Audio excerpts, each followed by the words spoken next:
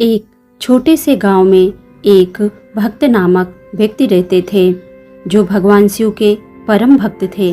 उनकी भक्ति इतनी गहरी थी कि भगवान शिव स्वयं उनके सामने प्रकट हो जाते थे। भक्त की भक्ति से भगवान शिव बहुत प्रसन्न थे। उन्होंने सोचा कि भक्त की भक्ति की परीक्षा लेनी चाहिए।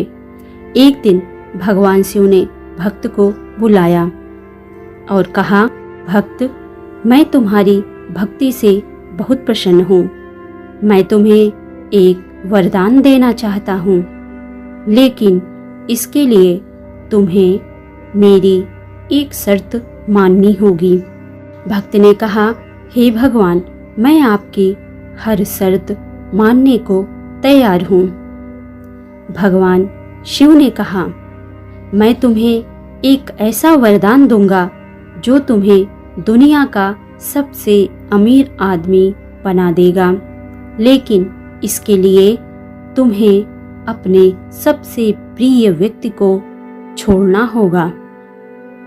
भक्त ने सोचा कि यह तो बहुत आसान है, मैं अपने परिवार के लिए कुछ भी कर सकता हूँ।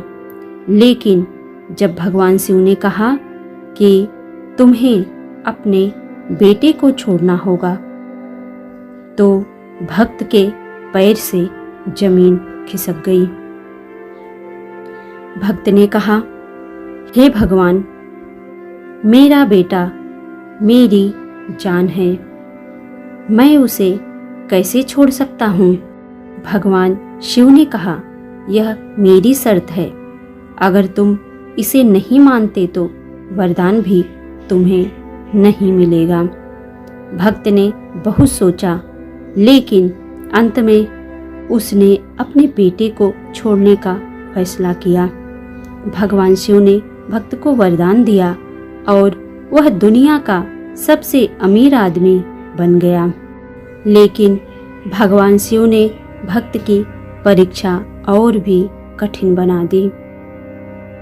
भक्त के बेटे की एक दुर्घटना में मृत्यु हो गई और भक्त को उसकी मृत्यु की खबर सुनाई गई। भक्त को बहुत दुख हुआ, लेकिन उसने भगवान शिव की ली हुई शर्त को याद किया और अपने आंसुओं को रोक लिया। भगवान शिव ने भक्त की परीक्षा और त्याग को देखकर कहा, भक्त, तुमने मेरी सबसे कठिन परीक्षा पास कर ली है। तुम्हारी भक्ति सच्ची है और तुम्हें मेरा आशीर्वाद है। दुनिया के और भी अमीर आदमी बन जाओगे। भगवान शिव ने भक्त के बेटे को फिर से जीवित कर दिया और भक्त को और भी अधिक आशीर्वाद दिया और भी ज़्यादा धनवान बन गया। भक्त ने भगवान शिव के पैर पकड़ लिए और कहा, हे भगवान, आपकी ली हुई परीक्षा ने मुझे सिखाया कि सच्ची भक्ति क्या होती है। भगवान शिव ने कहा, भक्त, सच्ची भक्ति वह है जो अपने प्रिय को छोड़ने के लिए भी तैयार हो और अपने भाग्य को स्वीकार करे। आपको यह कहानी कैसी लगी? सच्ची भक्ति क्या होती है? अगर आपका कुछ अलग विचार है तो कमेंट में ज़रूर बताइएगा। मिलते हैं अगले वीडियो में, तब तक के लिए जय श्री राम। ओम नमः शिवाय।